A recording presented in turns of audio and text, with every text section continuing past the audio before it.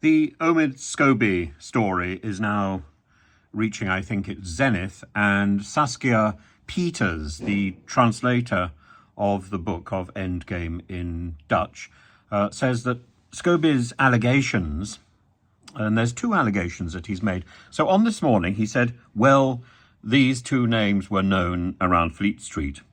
That's perhaps not entirely true. These two names could only have been known if either the palace had told people, or the Duke and Duchess of Sussex had told people. As far as we know, Meghan was extremely careful in what she said. For example, in the opera interview, she was very careful. So one can assume that she would continue to be careful. So that suggests these names were not well known, number one. So that perhaps is not true. We know that Scobie has made up other stories in the book because we know from Piers Morgan that there's stories in there about him which are not true. And the nastiness of then blaming the translator for having made it up, like some sort of medieval marginalia that's crept into the main text of a book. No. She says very clearly that these names were in the manuscript that she was given. So maybe she got that manuscript early, maybe she was very efficient, and maybe the editors or the sub-editors or whatever were not so efficient when they typeset the piece and got it into print. Maybe there was such haste to make sure that the thing was out there on the day when the book was launched to get as much money and publicity as possible. Well, this is probably one of the most sensational book launches in the last 50 years. It's up there with Spycatcher. It's up there with probably even the Satanic Verses, the speed with which the book is being pulped. And it is astonishing because it's in the 21st century. You can't suppress the news like that. And Scobie has done both Harry and Meghan and His Majesty and the Princess of Wales a rank injustice.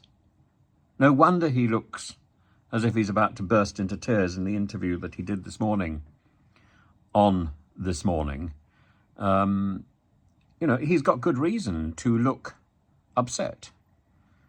And his vilification of Prince William is also, it's not helpful at a time when bridges are being built. This childlike twit. I mean, there's so many children running around the place. There's Rishi Sunak in number 10, and then there's Scobie elsewhere. Could they be interchangeable?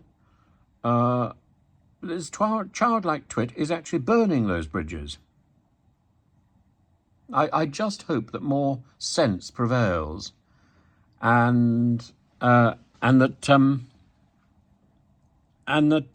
efforts are made to build up support for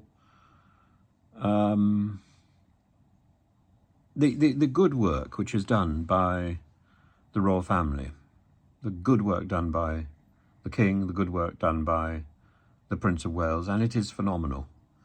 And do we have a right to know, as Paul Burrell said, well, he's just a parasitic individual who's been leeching off the memory of the former Princess of Wales for years and years and years.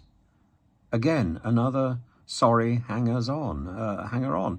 And it's a great shame. Again, a person of great potential, who's achieved so little, playing off his associations, his very, very minor associations with the royal family.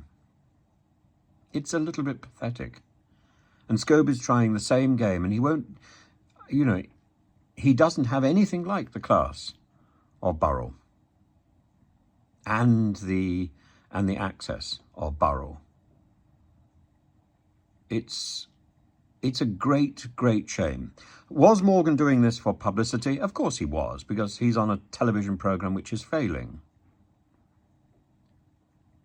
And now I think it's his duty to rally round and support the king and support the Princess of Wales.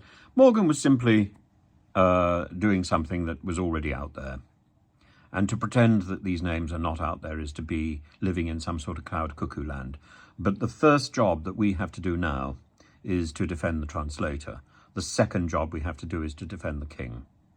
And in that, I think the fall guy is clearly Scobie. And it, as Piers Morgan says, it is blindingly obvious that the royals are not guilty of racism. Now, whether this is an overreaction to something that was said or whether it was never said at all, it doesn't matter, because their actions speak louder than any reported words. And this mischief making is unnecessary.